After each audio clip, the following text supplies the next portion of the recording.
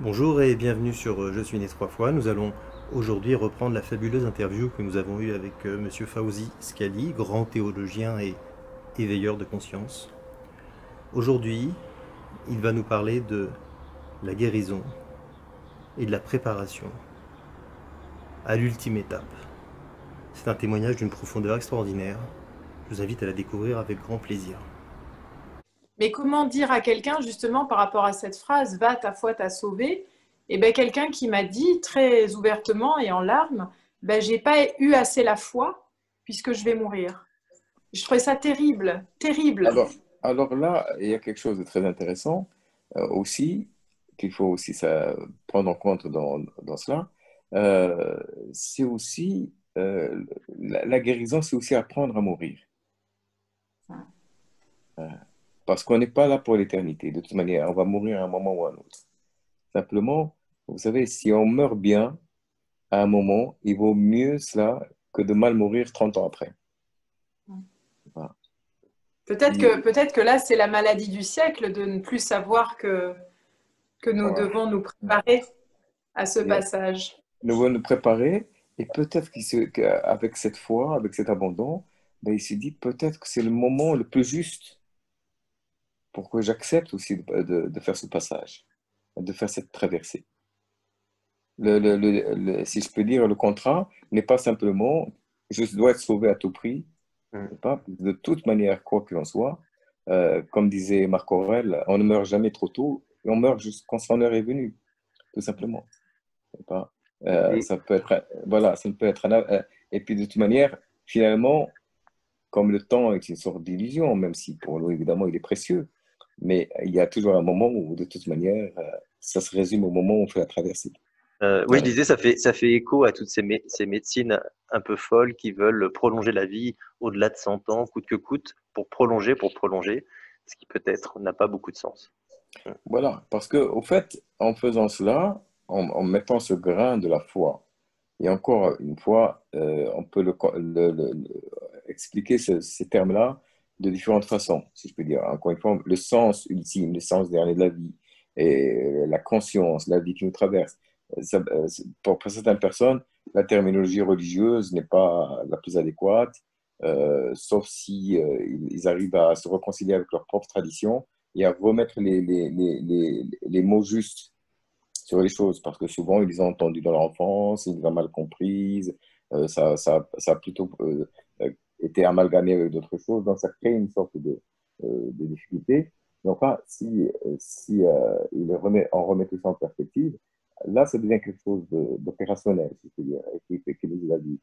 Et à partir de ce moment-là, effectivement, moi, je pense que, par exemple, on apprend aussi, en faisant cela, à ne pas nous identifier uniquement à notre corps. Nous ne sommes pas que cela. Mm. Nous ne sommes pas que cela. Et c'est vrai que notre corps peut être parfois, il finira toujours, à un moment ou à un autre, par être très abîmé. Mais il ne faut pas oublier que ce qui est important en nous, et la richesse la plus importante, c'est cette conscience intime. C'est cette présence intime. C'est cette conscience de la vie qui nous traverse et de laquelle nous devons nous rapprocher autant que possible euh, pour finalement gérer dignement ce qui nous est donné de vivre. Que ce soit la traversée de la mort lorsqu'elle advient, ou que ce soit tout simplement ce qui nous appartient de faire lorsqu'on vit et lorsqu'on traverse différentes épreuves de la vie, qu'elles soient d'ailleurs sur un plan de la santé ou d'autres formes. Le tout n'est pas... Parce que si on présente mal les choses, si le fait de c'est se battre, c'est se débattre, c'est se révolter, euh, pour, alors que c'est pas forcément, si je peux dire, euh, la meilleure chose à faire pour s'aider, même d'un point de vue physiologique. Tout à fait. Même d'un point de vue physiologique, c'est ça qui est important.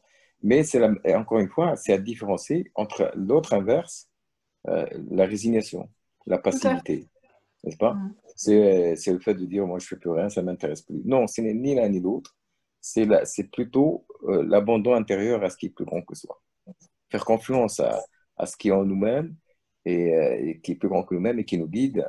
Et à partir de ce moment-là, on réalise quelque chose qui n'a pas de prix et qui a été perdu largement dans nos sociétés sécularisées, c'est ce rapport à la mort. C'est le fait de pouvoir traverser ce rapport-là, de l'aborder avec une certaine sérénité, avec une certaine paix de l'âme. Et je crois que celui qui a réussi sa mort a réussi sa vie. Ce moment-là est un moment clé de la façon dont on a vécu.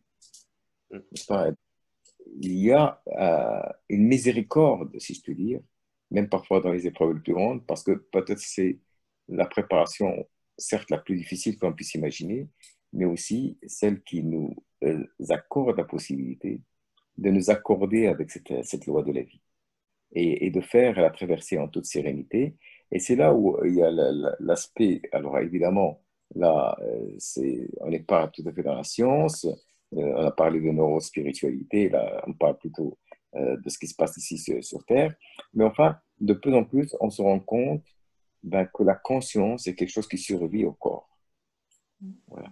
C'est quelque chose qui survit, qui traverse la frontière de la mort du corps, mais que peut-être on a du mal à concevoir cela parce que dans notre vie moderne, telle qu'on la connaît aujourd'hui, alors évidemment, ça dépend des relations que l'on a avec les religions, mais d'une façon très, très grande, il y a beaucoup d'espaces dans la vie moderne qui sont complètement désacralisés.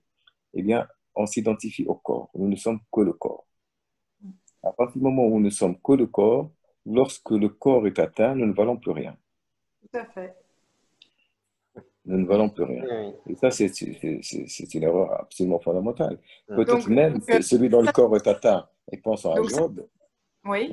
Donc ça, Eh ça bien, peut être dit aux patients qui regardent ou aux familles qui regardent, votre valeur est inestimable, c'est inestimable. quel que soit ce que vous êtes en train de traverser. Voilà, quelque chose que vous êtes en train de traverser, et peut-être même que vous êtes en train, par là même, si vous vous orientez d'une certaine façon, dans un certain cap, vers un certain sens, par là même, peut-être que vous allez recevoir à ce moment-là, hein, si vous acceptez cette traversée, vous allez peut-être recevoir ce que vous n'aurez jamais pu recevoir autrement, et prendre conscience de cette richesse et de cette dignité fondamentale qui est au-delà du corps. Une nouvelle fois, je suis contraint d'interrompre cette interview pour rester dans un format compatible avec celui de notre chaîne YouTube. Voilà, nous retrouverons Fawzi Skali lors d'une prochaine interview. Merci et à bientôt pour de nouvelles renaissances.